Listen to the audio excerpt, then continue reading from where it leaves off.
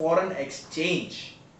Sir foreign exchange के बारे में बताइए। पैसा भी नहीं है, कोई हमारे साथ कोलैबोरेट भी नहीं कर रहा, तो अपने बिजनेस को स्टार्ट कैसे करेंगे हम? फिर इनिशियल पब्लिक ऑफर, आप अपने बिजनेस का आईपीओ निकालिए जिससे कि आपको बिना किसी कोलेटरल के पैसा मिल जाता है। कोई इन्वेस्टमेंट, कोई ब्याज नहीं देना होता आपको। ये अपने बिजनेस लोन को कैसे लें, कैसे अकाउंट्स को मैनेज करें, इम्पोर्ट एक्सपोर्ट।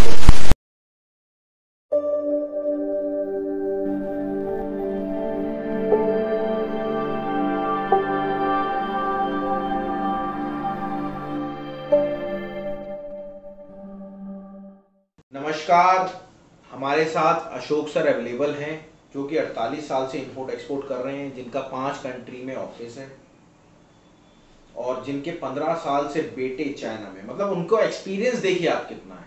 तो आज हम बात करने वाले हैं अकाउंटिंग एंड फाइनेंस के बारे में। पहला हमारा पॉइंट आता है सर, अकाउंट्स, कैसे अकाउंट्स को मैनेज करें इंपोर्ट एक्सपोर्ट में, जो कि बहुत टफ काम होता है। 90%, जी हाँ मैं आपको बताऊं, बिजनेस फेल हो जाते हैं। क्यों? क्योंकि वो अकाउंट्स ही नहीं रख पाते। ऐसा है सर? बिल्कुल बिल्कुल। देखिए, हम लोग कई बार अकाउंट्स की तरफ ध्यान नहीं देते। राहुल जी, बहुत सही कहा आपने। तो और अकाउंट, इंपोर्ट और एक्सपोर्ट की अकाउंटिंग अलग किस्म की होती है, क्योंकि उसमें आपको गवर्नमेंट से बहुत सी चीज़ें सब्सिडी मिलती है, बहुत सी चीज़ों पर, और बहुत सी चीज़ों पर आपको अलग अलग बेनिफिट मिलते हैं। तो ऐसे अकाउंटेंट से आपको अकाउंट्स रखने चाहिए जिसको इंपोर्ट एक्सपोर्ट के अकाउंट रखने का अनुभव हो। बिल्कुल बिल्कुल। और ये तो जग जाहिर बात है कि वो बिजनेस बेकार है जिसमें आप अकाउंट्स प्रॉपर नहीं रख सके। और आजकल तो इतने सॉफ्टवेयर बन गए हैं, अकाउंट रखना बहुत इजी हो गया है। डेली का अकाउंट्स होना चाहिए, और प्रॉपर इंपोर्ट एक्सपोर्ट में क्या ज़रूरत पड़ती है ये आपकी मास्टर क्लास में बताते हैं, और लोग भी हैं जो अकाउंट्स से में ही बहुत माहिर हैं। बिल्कुल, वो आपको उनके बारे में बताएंगे। सर आपने टॉपिक नहीं कवर करा, अकाउंट्स। मैं दोबारा आपको लूंगा क्योंकि यहाँ पे जो हमारे वीडियोस देख रहे हैं वो क्या है सर, डीप सेशन चाह रहे हैं, डीप में। तो सर अकाउंट्स के बारे में डीप, कि आपको कैसे लॉस हुआ था, थोड़ा तो उसके बारे में बताइए ना। अकाउंट से रिलेटेड आप बताते हैं मेरे को लॉस हुआ था, तो उसके बारे में बताइए। और फिर जब आपका एक्सपीरियंस उनको मिलेगा तो वो चाहेंगे कि यार मैं वो लॉस नहीं कर पाऊं, मैं वो चीज नहीं कर पाऊं। जी देखिए, अकाउंट्स में कोई लॉस ऐसे हो जाता है, जैसे पहले मेरा गोल्ड एंड डायमंड ज्वेलरी का काम था।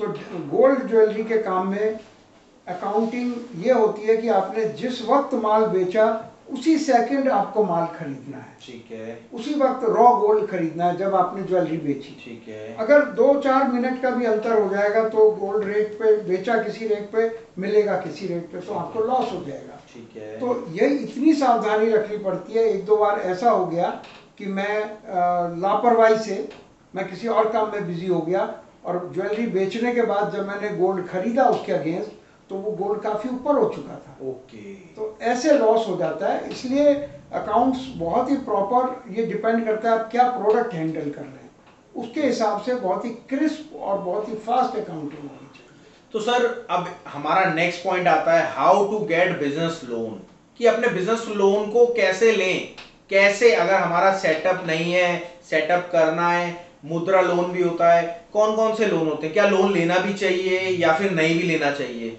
ये हमारी वीडियो मैं आपको इसलिए सर इसलिए पूछ रहा हूँ कि ये 75 टॉपिक्स जो हम दे रहे हैं वो इसलिए दे रहे हैं कि एक्चुअल में लोगों को लगे कि हम इंपोर्ट एक्सपोर्ट बिजनेस को अच्छी तरह जानते हैं। और आप यहां तक आए तो मेरी एक चीज की और रिक्वेस्ट है, अगर आप रियल में बिजनेस को स्टार्ट करना चाहते हो तो हमारा एक हैंड होल्डिंग प्रोग्राम है, उसमें 1-to-1 अशोक सर आपके साथ रहते हैं, तो वो जरूर आप लीजिएगा। उससे क्या अपने बिजनेस को आप स्टार्ट कर पाएंगे, और स्टार्टिंग कैसे आपको स्टार्ट करना है, कैसे आपको आगे बढ़ना है, ये आप अगर जानना चाहते हो तो आप कॉल करिए काबू मैम को, और अभी जस्ट लीजिए और अपने बिजनेस को स्टार्ट करिए। तो हमारा ये वाला पॉइंट है, how to get business loan, क्या लेना भी चाहिए या फिर नहीं लेना चाहिए? बिल्कुल सही बात है राहुल जी, आपने जो बताया।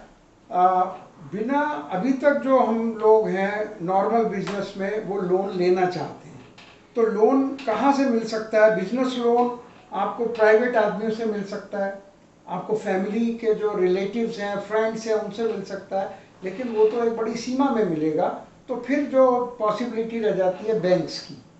तो बैंक से लोन जो मिलता है वो बहुत ही खतरनाक लोन होता है, क्योंकि आपके जितने का लोन ले रहे उससे डबल की तो वो कोलेट्रल रख लेते हैं। बिल्कुल। लेकिन बिना पैसे काम कैसे चलेगा? तो इसके लिए हमारा एक और प्रोग्राम है इसके अलावा जो आपने बताया है, आईपीओ आप निकाल सकते हैं, इनिशियल पब्लिक ऑफर। आप अपने बिजनेस का आईपीओ निकालिए, जिससे कि आपको बिना किसी कोलेट्रल के पैसा मिल जाता है। कोई कोई ब्याज नहीं देना होता आपको, उसमें इंटरेस्ट नहीं देना होता। सबसे बढ़िया तो वो है कि आप बिजनेस लोन लेने के बजाय आप अपना आईपीओ निकालें, जिसमें आपको मालूम है कि स्टार्टअप इंडिया कई आईपीओ निकाल चुका है और कई लोगों के निकलवा चुका है। तो नेचुरली बहुत ही ज़रूरत हो तो आपको बैंक से लोन लेना चाहिए, वरना नहीं लेना चाहिए। तो सर अगर लोन भी नहीं ले, पैसा भी नहीं है, कोई हमारे साथ कोलैबोरेट भी नहीं कर रहा, तो अपने बिजनेस को स्टार्ट कैसे करेंगे हम? फिर तो हमें जॉब ही करनी पड़ेगी आई थिंक। बिल्कुल, पैसा नहीं है उसी का हमने रास्ता बताया कि अगर पैसा आपके पास नहीं है तो आपको आईपीओ निकालना चाहिए। तो अगर सर मेरी सेटअप कंपनी है, मैं अभी सेट कर रहा हूँ, मैं इंपोर्ट एक्सपोर्ट आपसे सीख रहा हूँ, सीख के कंपनी सेट कर रहा हूँ, तो उसका भी आईपीओ निकल जाएगा? तो आप ऐसा पूछना चाह रहे हैं कि मैं बिजनेस शुरू कर रहा हूँ लेकिन मेरे पास आपसे सीखने के लिए पैसा नहीं है। सर मैंने आपके कोर्स ले लिए, बट मेरे पास बिजनेस में इन्वेस्ट करने के लिए पैसा नहीं। हमने अभी इससे पहले वाली वीडियो में आपको बताया था कि अगर आपको नॉलेज है तो पैसा लोन लेने की जरूरत नहीं है, पैसा इन्वेस्ट करने वाले आपको। बिल्कुल, देखिए मैं यही आप सबको बताना चाहता था कि अगर आप रियल में बिजनेसमैन है तो लोन 90% आप मत लीजिए, कोलैबोरेट करिए। जी हाँ, कोलैबोरेट करिए, क्योंकि आप लोन लेते हैं तो उससे ज्यादा तो आपकी अमाउंट रख लेते हैं वो एक तरह से। अगर आप कोई प्रॉपर्टी भी रखते हैं 1 करोड़ की, 50 लाख का आपको लोन देते हैं, 1 करोड़ की प्रॉपर्टी रखते हैं, तो यही कहने का मकसद है अशोक सर का कि आप बिजनेस लोन मत लीजिए, चाहे आप कोलैबोरेट करिए। नेक्स्ट हमारा पॉइंट आता है foreign exchange. Sir foreign exchange के बारे में बताइए। बिल्कुल राहुल जी, फॉरेन एक्सचेंज का मतलब जो आम आदमी है उसको यही नहीं पता। हम ये वीडियोस ये मान के चल रहे हैं कि बिल्कुल बिगिनर के लिए हैं, जिसको ज़्यादा मालूम नहीं है। तो वो सोचता है मुझे डॉलर कहाँ से मिलेंगे, क्या मैं रुपया भेज दूंगा। लेकिन जो अभी विदेश व्यापार है, मोदी जी इसको काफ़ी रुपीज़ में लाने की कोशिश कर रहे हैं, लेकिन अभी तक ज़्यादातर डॉलर्स में होता है। तो जितना अगर आपके पास इन्वेस्टमेंट के लिए रुपया है और आपको कहीं से बाहर से कुछ सामान मंगाना है तो बैंक उसको फॉरेन एक्सचेंज में कन्वर्ट कर देता है। और आपके लेकिन यहाँ पर इन वीडियो से आप एकदम से कोई एमबीए नहीं बन सकते हैं।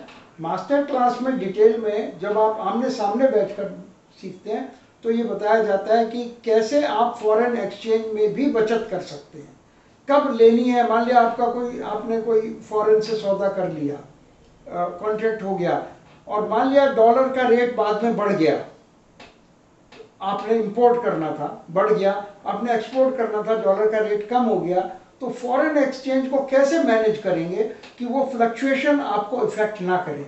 ये सब चीज़ें आपकी मास्टर क्लास में हम आप बताते हैं। बट सर यहाँ पे जो मेंबर्स आए हैं, हमने तो ये कहा है ना लोगों को कि ये मास्टर क्लास का एक शॉर्ट पार्ट है, तो इसके बारे में भी आप डिटेल में बताइए। जी, फॉरेन एक्सचेंज से आदमी को बिल्कुल, जिसको नॉलेज नहीं है वो कहाँ से खरीदेगा डॉलर और कहाँ बेचेगा डॉलर। बिल्कुल। और हर बैंक का अपना प्राइस है, तो डॉलर्स के खरीदने बेचने में ही लाखों करोड़ों का नुकसान और फायदा हो जाता है।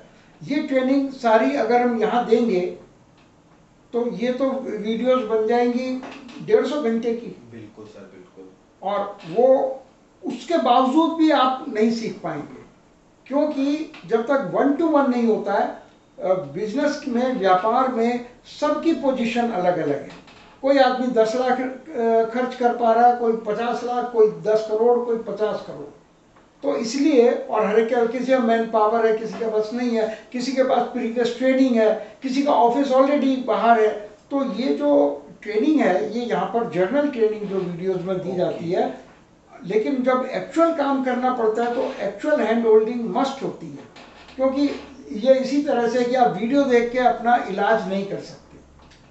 अगर आपको कोई अपनी मेडिकल प्रॉब्लम है तो माना कि बहुत सारी यूट्यूब पर हर बीमारी के बारे में लिखा है, लेकिन क्या अगर उससे इलाज होने लग जाए तो अस्पतालों की जरूरत ही ना पड़े। डॉक्टर की जरूरत ही ना पड़े। हर बॉडी अपने आप में अलग है, उसी प्रकार से हर व्यक्ति अपने आप में अलग है, उसकी संभावनाएं अलग हैं। तो यहाँ पर हम उतनी कोशिश कर रहे हैं बताने की कि जितने से वो शुरू कर सकते हैं। उनके दिल में से घबराहट निकल जाती है कि फॉरेन एक्सचेंज का मतलब क्या। फॉरेन एक्सचेंज का मतलब पूरे विश्व में हर कंट्री की अपनी अपनी एक्सचेंज है, उसका डॉलर और रुपीस में उसका कन्वर्जन है। तो उसको हमें ध्यान में रखते हुए कई लोग एकदम से डॉलर में ऑर्डर ले लिया, फिर उसको कवर नहीं किया। अब ये कवर करने का अपने आप में एक बहुत बड़ा टॉपिक है।